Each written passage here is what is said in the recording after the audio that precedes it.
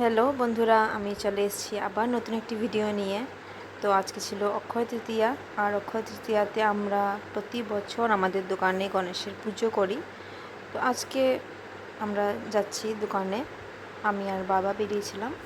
আমাদের আগে মা আর ভাই চলে গেছে দোকানে, তো আমরা একটু লেট হয়ে গেছি।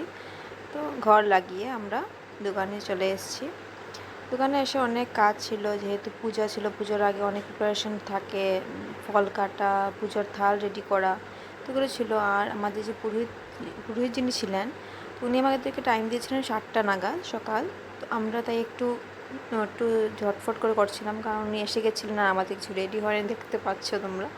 তো একটু ঝটফট করে দিয়েছিলাম। তো মোটামুটি ভালোভাবে হয়ে গেল পুজোটা, রেডি করা হয়ে গেছিলো সময় মতো সব কিছু। তো পুজো টুজো শেষ করে প্রায় 8:30 নাগাদ আমরা চলে এসেছি ঘরে। ঘরে এসে একটা কাণ্ড, আমি আমাদের যে ঘরের কিসগুলো আছে, চাবিগুলো আমি দোকানেই ফেলে এসেছিলাম। তাই এগুলো আর মানে উঠে ফেলেছি দোকানে, আর এখন আমরা ওয়েট করছি বাবা আসবে চাবি নিয়ে, তারপরে আমরা ঢুকবো ঘরে। তো এখানে আমরা হোমলেস কিছু সময়ের জন্য ছিলাম। তো আজকে ভিডিওটা এখানে শেষ করছি, দেখা হচ্ছে পরের ভিডিওতে। টাটা।